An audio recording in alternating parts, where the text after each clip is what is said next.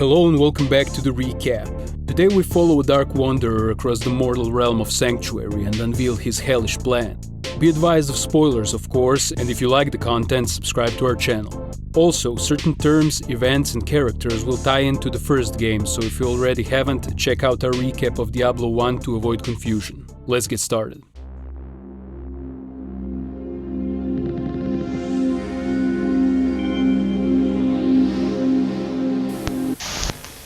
The game begins in a rogue encampment, a makeshift town set up by survivors of the battle at the rogue monastery which was attacked by Diablo after the darkening of Tristram. As you set foot in the rogue encampment, you're met by a caravan master named Vizjerei, who refers to the rumors about Diablo walking the face of Sanctuary again. Although he's not sure whether they are true, he does warn you about a dark wanderer who recently passed through here on his way to the rogue monastery. As soon as the wanderer reached it, the monastery gates to the East Gate Pass closed, and strange creatures started ravaging the countryside. He implores you to speak to High Priestess Akara, who is the leader of the encampment. High Priestess Akara was the leader of the Sisterhood of the Sightless Eye, a loosely organized guild of highly skilled archers who employ ancient Eastern philosophies that develop an inner sight. In the West, they are known only as wandering rogues who pose as innocent travelers. Many fools have made the mistake of underestimating these hard-bred women and paid a heavy price for their ignorance. Anyway, Akara welcomes you and explains that the source of the corruption in the rogue monastery is an evil demoness named Andariel. Most of the rogues from the Sisterhood were corrupted or killed, and those who resisted, driven out of the monastery and scattered across the wilderness. Akara implores you to find a way to destroy Andariel so they could regain control of the monastery and the pass to the east. Before you leave for the wilderness, you are stopped by Kasia, a field captain of the Sisterhood of the Sightless Eye. She explains how her first captain, Morena, was one of the first to fall under Andariel's corruption, and now, under the name of Blood Raven, is raising the undead at the monastery graveyard. Kasia wants you to end Blood Raven and bring peace to Morena's soul. Now, if you're wondering why this mini-boss is important, it's because Morena is the playable rogue from the first game. The thing we did not mention in the recap of the first Diablo is that the story was envisioned as if the warrior, who we played with, rogue and sorcerer went under the cathedral together and defeated Diablo with the help of one another. So story-wise, multiplayer is the way to beat the first game. Anyway, you manage to break your way to the burial grounds and show Blood Raven your stabbing skills. As she falls to the floor, her soul is released.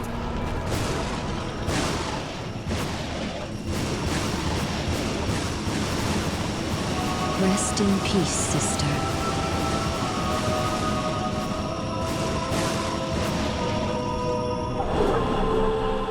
Back in the camp, Kasia puts some of her best warriors at your disposal as gratitude for your actions. Akara states that it is obvious that they are facing an evil beyond comprehension, and in order to emerge alive, let alone victorious, you'll need all the help you can get. She suggests that there is only one Horadric sage schooled enough in the lore who could be of help on this matter, Deckard Cain. She implores you to go to the town of Tristram and try and find Cain, if he still lives.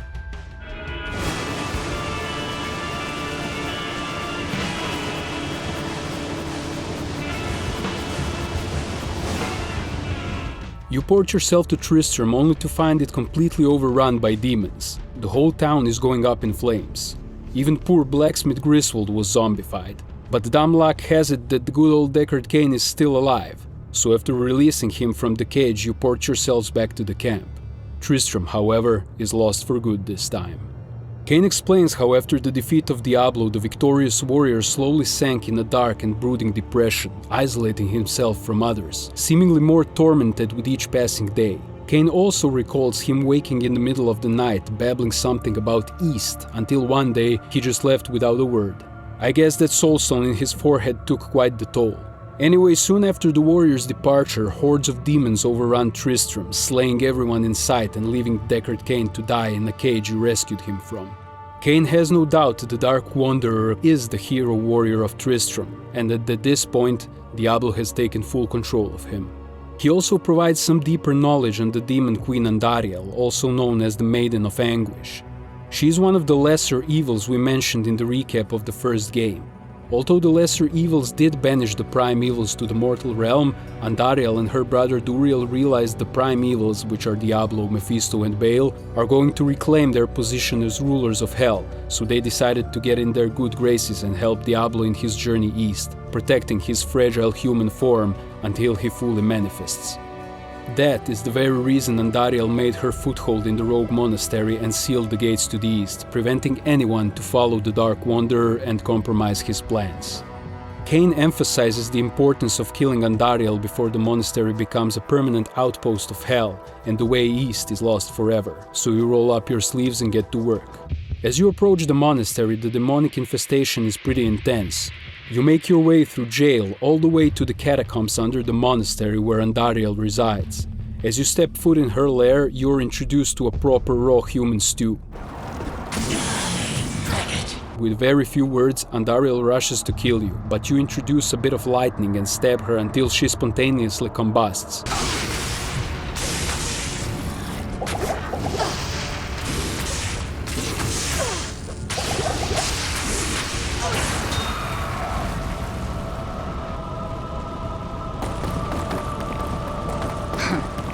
This maiden shall inflict no more anguish.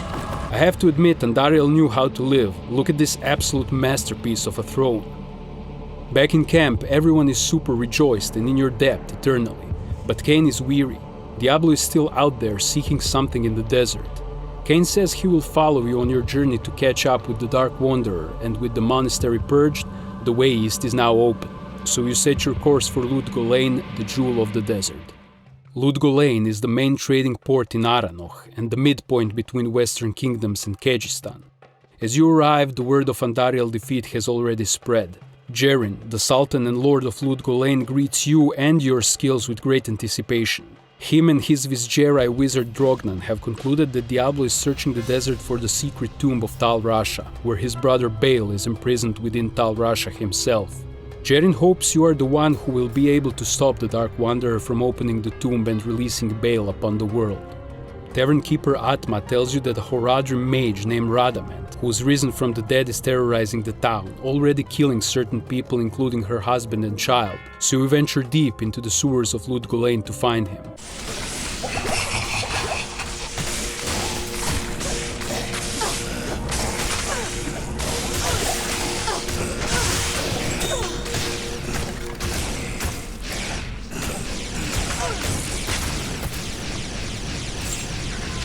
Atma has been avenged.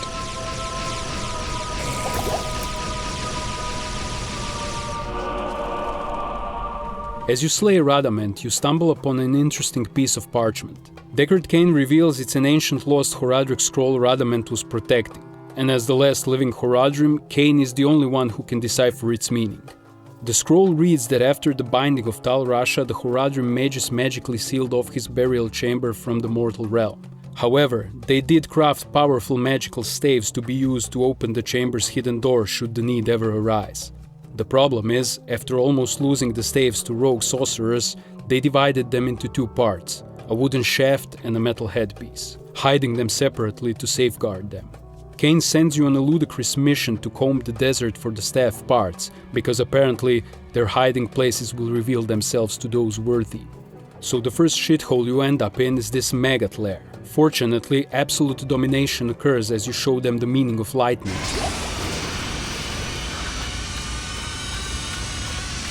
And now that you've managed to get your hands on the shaft, time to find the head. As you exit the maggot lair, strange darkness devours the land. Drognan explains how he found this prolonged eclipse to be the work of the Claw Vipers, and naturally their temple lies somewhere beneath the desert sands. As if finding hidden things in the desert wasn't hard enough by daylight. Anyway, as you find the temple, you make short work of all these super snakes and break their unholy altar, releasing the light back into the world.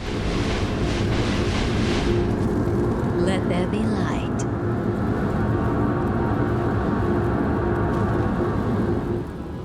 You also find an amulet of the Viper by the altar.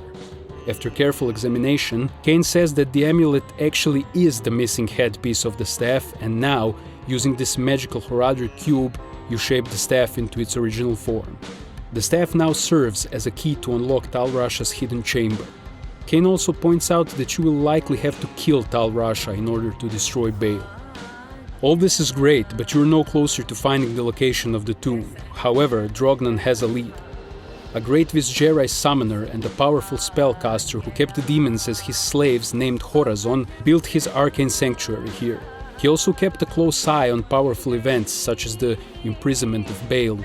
Drognan is almost certain that if you find the sanctuary, you could find some clue regarding the location of Tal Rasha's tomb.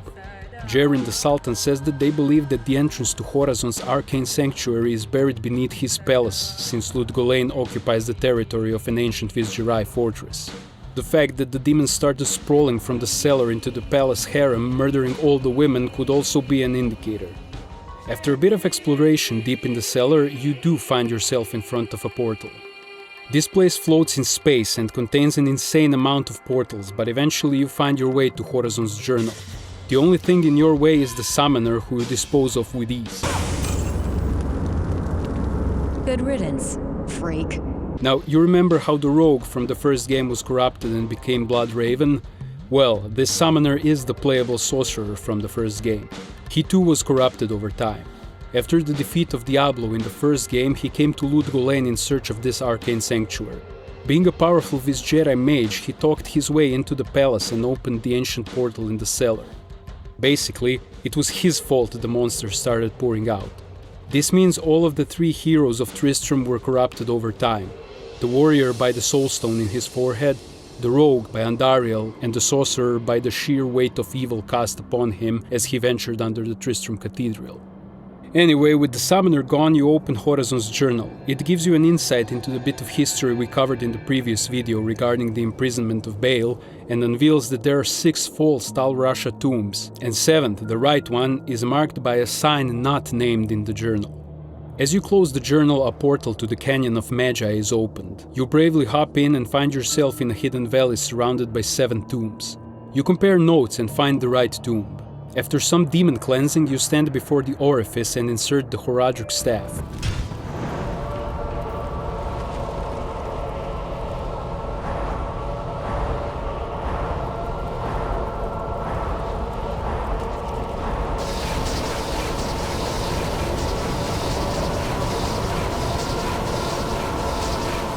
The way is open now. As you charge in, you are met with Andariel's brother, Duriel. He was posted to prevent anyone from making it to Tal Rasha's body. You get absolutely jacked on thawing potions and demolish him.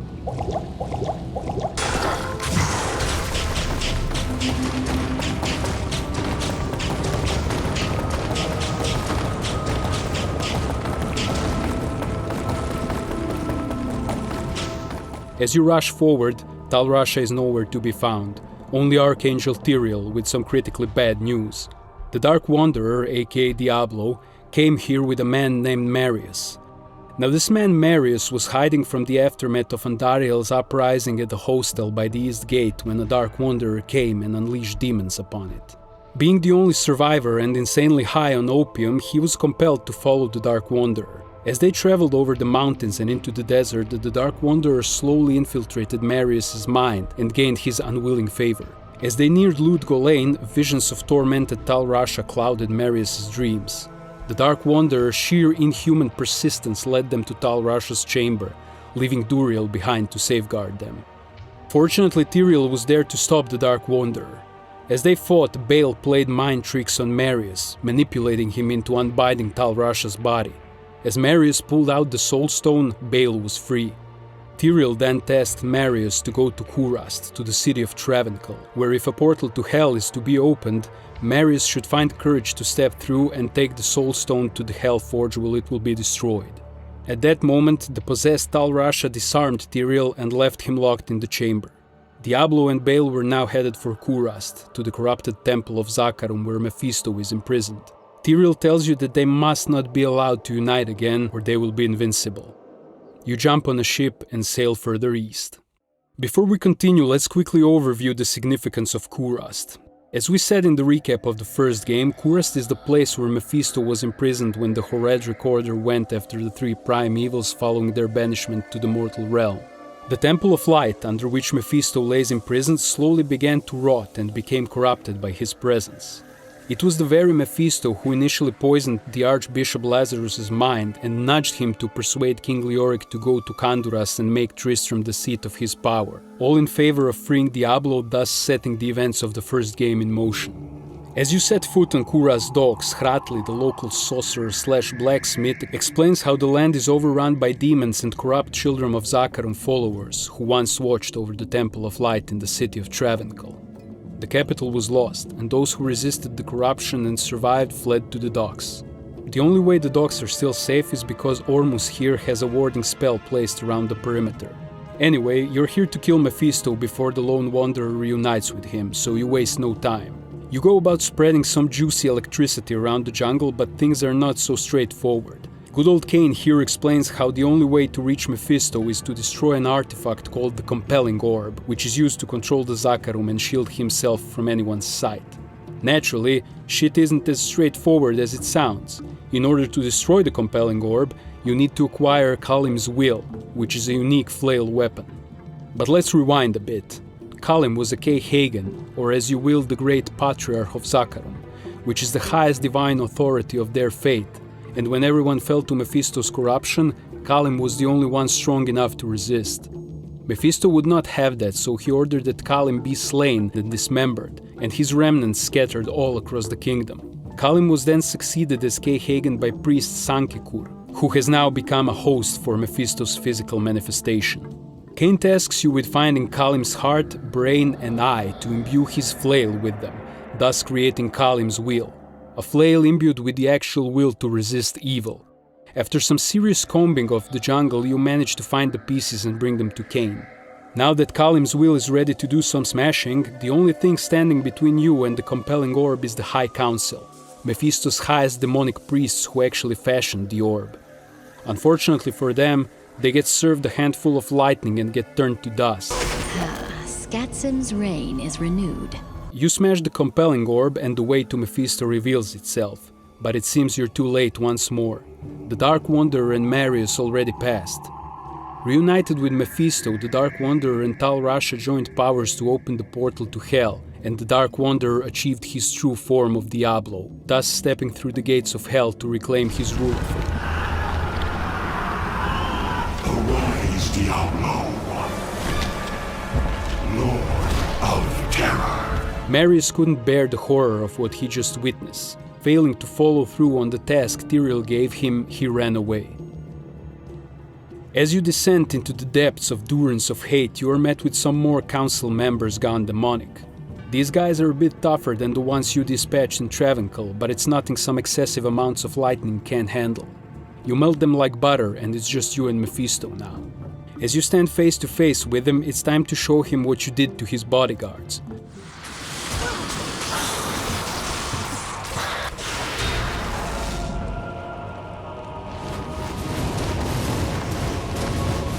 Success. But still, there's something not right. With Mephisto obliterated, you take a brave step through the Hell portal and find yourself in the Pandemonium Fortress, the last foothold of Heaven's power, protected by a magical barrier so no creature of Hell would be able to enter it. Cain immediately tasks you with destroying Mephisto's soulstone at a Hellforge so he would not be able to manifest in the realm of Hell ever again. Tyrael tells you a story about his most trusted lieutenant and friend called Isual, who against Tyrael's command led an ill-fated assault on the Hellforge. His failure led him to be captured by the Prime Evils and twisted into a betrayer of his own kind, giving up Heaven's most trusted secrets. He became a corrupt, perverted creature trusted neither by Heavens or Hell, summoned from the abyss to roam the plains of despair. Tyrael implores you to find him and release his soul from such torment. You bravely venture out of the safety of the Pandemonium Fortress and start slicing through Hell's finest troops. On your way to the Hellforge, you actually bump into Isual. He's a fine-looking winged beast now, but some lightning takes care of that real quick.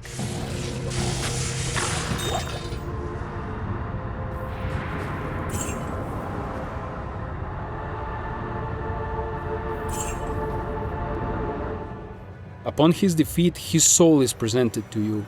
He explains how the secret he revealed to the Prime Evils is those of the Soul Stones and how to corrupt them. Turns out he actually helped the Prime Evils mastermind their own exile into the mortal realms, which we talked about in the first Diablo recap, all in an attempt to turn it into a permanent outpost of hell. Tyrael is now aware that they've been played for fools all this time. Slicing through some more troops of hell, you finally stand in front of the Hellforge. You bravely take the hammer and start swinging and breaking. Mephisto's Soulstone goes out Shang Tsung style, releasing a bunch of souls upon breaking into 1,000 pieces.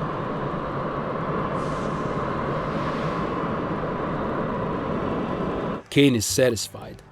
He says that Diablo himself was surely shaken by the destruction of his brother's Soulstone. There is only one thing left for you in hell now: to kill the Lord of Terror himself, Diablo. As you brave the River of Flame, you stumble upon another angel called Hadriel, who explains how Diablo's sanctum is locked by 5 seals in the sickening desecrated cathedral. After clearing hordes of these hellspawns and opening the seals, Diablo appears. Not even death can save you from me. Now this motherfucker is a beefcake and quite a challenge. He isn't so easily melted by lightning, but perseverance creates winners, so you defeat him. The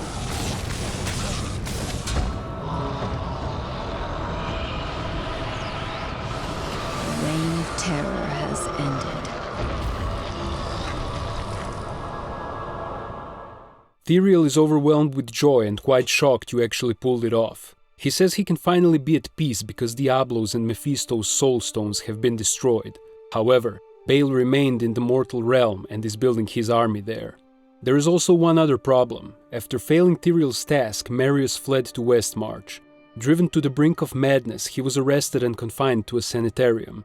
Marius still had Baal's Soulstone with him, and it ravaged his body and his mind. It got to a point where he carved his experiences into the cell floor with his fingernails.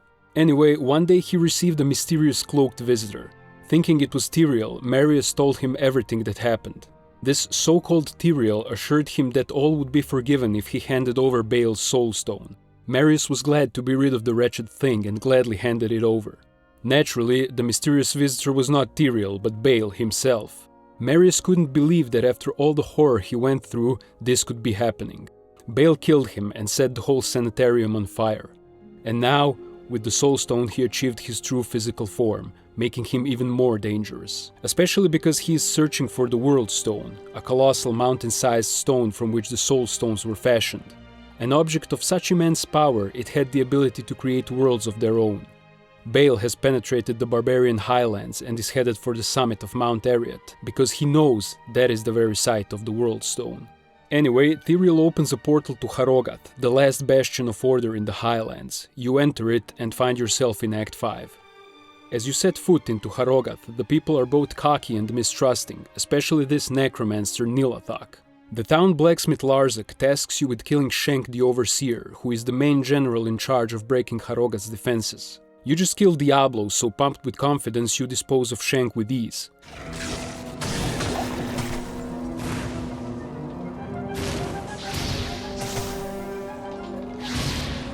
Oops, did I do that? Pleased with your efforts, the community bestows you with trust. Meanwhile, Mala is concerned. Anya, Harrowing's young alchemist and the daughter to one of the elders, has been missing for some time now. Mala says she heard Anya and Nilathak arguing over her father's death, and the next day she was gone. Mala feels Nilathak is responsible for Anya's disappearance and is feeding the townsfolk lies. She implores you to find Anya and bring her back, and of course, Nilathak is nowhere to be found in Harrowing from this point on. You brave the icy plateaus and trails of the unforgiving mountains, slaying immense amounts of hellspawn until you reach an ominous crystalline passage. You're then met with some wannabe Sakibai, because, let's face it, they're no match for the ones from the first guild. Their power down sound is also super inferior. Anyway, after making short work of them, you find Anya half frozen in this underground river. She immediately confirms this was Nilathak's doing and asks you to see Mala about the freezing issue, so Mala gives you a potion to free her. Back in Harrowing, Anya explains what exactly went down when Baal stepped foot at the doors, so let's rewind a bit. As Baal approached the gates of Secheron, the capital city of barbarians, there was no parleying with him. He went full-on scanners on the barbarian emissary and laid waste to their whole kingdom until Harrowing was the last standing city between him and Mount Arreat's summit. Harrowing's Council of Elders pulled the drastic measure to create a protective ward in a ritual that required their sacrifice. Among them was Anya's father as well. The warding spell ultimately failed and Bale's forces overran the fortress. Nilatak was the only council elder who miraculously survived the warding spell ritual. In lack of better judgment, Nilatak struck a deal with Bale. He would give him the Relic of the Ancients in exchange for Harrowing's safety. Now, the Relic of the Ancients would allow Bale to enter Mount Arreat unchallenged by the Spirit Guardians, thus dooming the whole world. Anya tried to stop Nilatak, but he put her into the icy prison you found her in. The good news is Anya knows where Nilatak's lair is, so she opens a portal for you and you waste no time. You find Nilatak cowering behind endless swarms of monsters and feed him some lightning. For my homeland!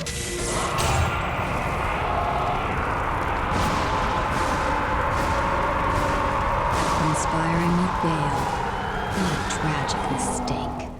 But more shitty news. He doesn't have the relic. Anya says this can only mean he already gave it to Bale, who is now able to enter the Worldstone Keep unchallenged. With that in mind, it's time to make haste towards the Mount Arreat summit. As you approach, you're greeted by 3 ancestral guardians who are about to test your might. They're a bunch of chewy beef, but you manage and they deem you worthy.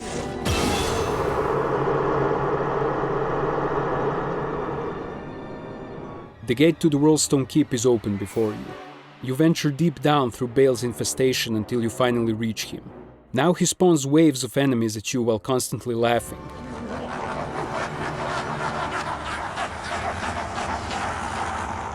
After you effectively decimate them, he enters the portal to the Worldstone Chamber. There, your final confrontation awaits.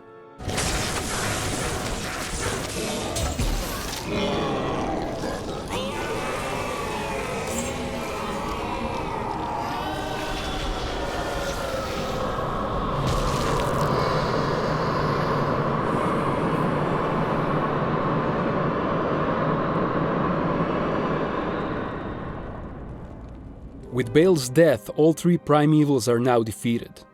Archangel Tyrael appears and explains how it's too late for the Worldstone because Bale had managed to fuse his Shard of Destruction with it.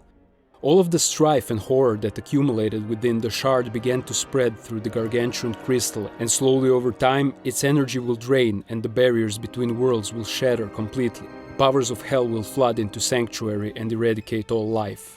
Tyrael says his only option is to destroy the Worldstone. However, this act will change the world forever, with consequences even he cannot foresee.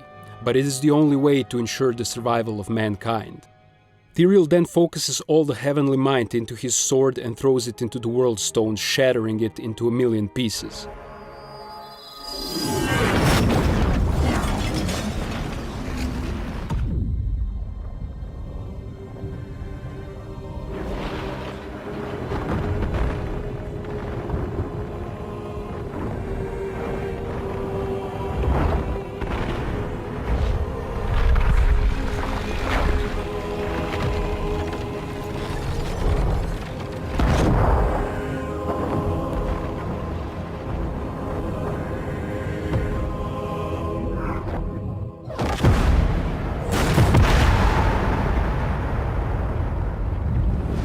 Now, you're probably wondering why someone so powerful as Tyrael didn't just fight the evils himself, or why don't the High Heavens intervene and get it over with.